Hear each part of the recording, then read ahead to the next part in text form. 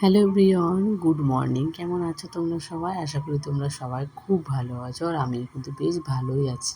আর এখন জানো তো, সকাল ৮টা মতো বাজে। তো এখন থেকেই তোমাদেরকে সাথে নিয়ে ব্লগটি শুরু করছি। আশা রাখছি আজকের ব্লগটাও তোমাদের খুব ভালো লাগবে। আজকে অনেকটা সকালে ঘুম থেকে উঠেছি, আর অনেকটা কাজও এগিয়ে গেছে। তো সকাল থেকে না আয়নার সামনে আসার আর সময় হয়নি। তাই ভাবলাম যে এখন তো মাম্মাম উঠে পড়বে, তার আগে আমি আমার কাজগুলো যতটা পারবো গুছিয়ে নেবো, নাহলে মাম্মাম তখন হাতের কাছে প্রত্যেকটা কাজের কাছে এসে বিরক্ত করবে আর কাজগুলো করতেও দেবে না। আর কয়েকটা দিন থেকে আমাকে রান্নাটা না অনেক তাড়াতাড়ি করতে হচ্ছে, তাই প্রত্যেক দিনই ঘুম থেকে ওঠার একটু চেষ্টা করছি তাড়াতাড়ি করে। ঘুম থেকে ওঠার পরে বাকি যে আশেপাশে কাজগুলো থাকে সেগুলো কমপ্লিট করে তারপরে কিন্তু এখনও স্নান করি না। কারণ হচ্ছে স্নান করতে গেলে না অনেকটা দেরি হয়ে যায়। স্নান করো, পুজো করো, তার আগে কিন্তু আমাকে ঘর দুয়ার পরিষ্কার করে পুজোর বাসন টাসন মাজতে হয়। তো সেই জন্য সকালবেলা এত চাপ নিতে পারি না বলে নিই না। তো ওরা খেয়ে দিয়ে অফিস চলে যায়, মাম্মাম নিজের মতো প্রাইভেটে চলে যায়। তারপরে আমি ধীরে সুস্থে কাজগুলো এগিয়ে নিয়ে তারপরে আমি কিন্তু পুজোটা করি। আর এখন যেহেতু সকালবেলা অনেকটা তাড়াহুড়ো নিয়ে কাজগুলো করতে হয়, কারণ এখন জানো তো মায়াপুরে যেতে না পুরো গঙ্গা পুরো ফুল হয়ে গেছে, মানে জল পুরো ফুল গঙ্গায়। তো এখন নৌকাতে না গাড়ি চড়তে দেয় না, তো ওকে এখন একটু কষ্ট করে সাইকেল নিয়ে যেতে হয়। তো সেই কারণে এখন একটু তাড়াতাড়ি রান্নাটা করে দিতে হয়, যেহেতু ও 10টার আগে আগে বেরিয়ে যায়। সাইকেল নিয়ে যেতে না অনেকটা সময় লাগে, আর গাড়ি নিয়ে যেতে গেলে এতটা সময় লাগে না। তাই কিন্তু এখন একটু সকাল সকাল আমাকে রান্নাটা করতে হয়।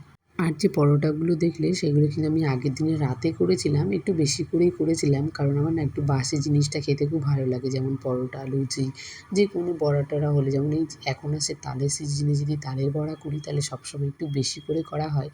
গরমের থেকে ঠান্ডাটা বেশি ভালো লাগে, তাই একটু বেশি করেই করেছিলাম। তো রাতে যখন ঘুমিয়েছিলাম না ভালো করে ঢাকা দিয়ে রেখেছিলাম একটা কড়াই দিয়ে, তারপরে একটা ঝুড়ি দিয়ে, কিন্তু কী করে বুঝলাম না যে সবগুলো দেখলাম ঢাকনাগুলো পড়ে গেছে। আর দেখলাম কিসে না পরোটাগুলো একটা নিয়েও গেছে। নিয়ে গেছে বলতে কি, নিয়ে ছেঁড়াছেড়ি করেছে। তো আমি আর সেই রিস্ক নিইনি খাওয়ার মতন, কারণ আমার এগুলো ভেতরে যাবে না। তাই আমি এগুলো সব পাশের বাড়ির কাকুদের গরুকে সব দিয়ে দিয়েছি। আর সকালবেলা রান্নাবান্নাটা কমপ্লিট করে নিলাম।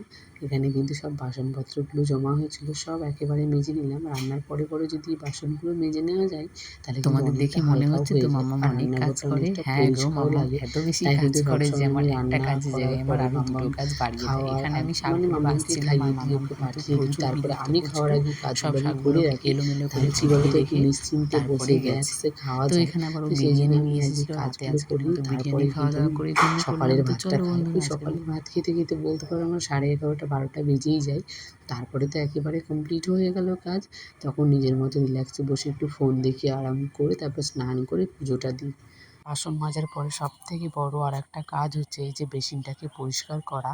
কারণ এই বেসিনটা যদি নোংরা থাকে তাহলে বেসিনে কিন্তু বাসন রাখতেও ভালো লাগে না, মাজতেও ভালো লাগে না।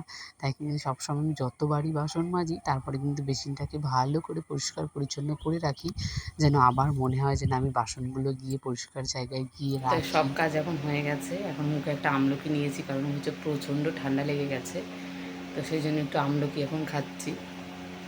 আর এখন ওই 11টা 10 মতন বাজে, সব কাজ কমপ্লিট হয়ে গেছে। এখন একটু ঘরটা মুছে নেব, ব্যাস স্নান করে নেব। আর মাম্মামকে স্নান করে কিছু একটা ফল, আমি যে ফ্রিজ থেকে আমি নাশপাতিটা বের করে রেখেছি, তো নাশপাতিটা খাইয়ে তারপর ওকে প্রাইভেটে পাঠিয়ে দেবো।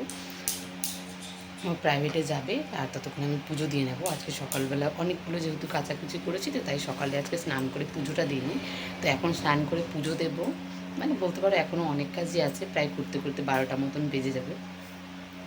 তো যাই হোক, চলো বেশি কথা বলবো না, কারণ অনেকটা দেরি হয়ে গেছে। আর হলুদের প্যাকেটে দেখো এই যে রান্না করতে করতে, আজকে যেহেতু মঙ্গলবার নিরামিষ, তাই এখানে আমি হলুদের প্যাকেটটা কেটে রেখেছি। তো পরে একটু সময় ভরে নেবো সময় করে। তো চলো মামাকে আগে স্নানটা করিয়ে দিই। আর যেহেতু মা আছে বলে অনেকটা কাজের হেল্প হচ্ছে। আর দুদিন মা আর মাত্র 2 দিন থাকবে, তারপর চলে যাবে, চলেই যেত সবার সাথে। তো আমি বললাম যে থাকো, তো তাই কটা দিন থাকছে, তারপর চলে যাবে। অনেক না পারা কাজগুলো কিন্তু অনেক সময় তোমাকে করতে হয়। পরিস্থিতি এমনভাবে এসে দাঁড়িয়ে পড়ে না যে তোমাকেই সেই কাজগুলো করতে হবে, আর হয়তো কাজগুলো তোমার জন্যই আছে। যেমন এই যে জল ভরাগুলো কাজ, এগুলো আমি কোনোদিন আমার বাপের বাড়িতে করিনি। এই যে খাওয়ার জল এক্সট্রা করে নেওয়া, যেটা আমরা খেতাম সেটা ওই একটা আমাদের ওই যখন খেতাম তখন কিন্তু ওই চাপ কল থেকে জলটা নিয়ে তারপর একটা ফিল্টার বানানো হয়েছিল, সেই ফিল্টারে দিয়েই কিন্তু আমরা জলটা খেতাম। তারপরে জল ভরার পরে আমি একেবারে স্নান করে এখানে পুজোটা দেওয়া কমপ্লিট হয়ে গেছে।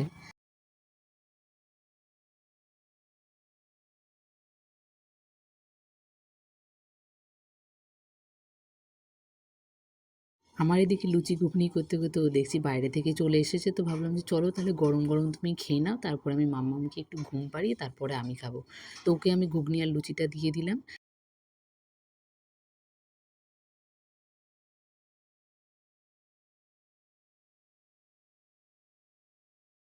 আর আমরা সবসময় অল্পতে অনেকটাই খুশি হয়ে যাই। যেমন দেখো মাম্মাম একটা নতুন একটা জলের বোতল পেয়েছে, তাতেই যে মাম্মাম এতটা খুশি হয়েছে সত্যি বলার মতো না। যে মাম্মাম এত কম জিনিসেই যে এত খুশি হয়ে যায় সেটা দেখে আমার খুব ভালো লাগে। অনেক বাচ্চার আছে অনেক কিছু ডিমান্ড থাকে যে এটা লাগবে ওইটা লাগবে, কিন্তু মাম্মামের সত্যি কথা কোনো চাহিদাই থাকে না যে আমার এই জিনিসটা লাগবে। আজকের মতো ভিডিওটা আমি এখান থেকেই শেষ করছি। ভিডিওটি ভালো লাগলে সবাই একটা করে লাইক করে আর যা কমেন্ট করো। শীত টাটা। পড়েছে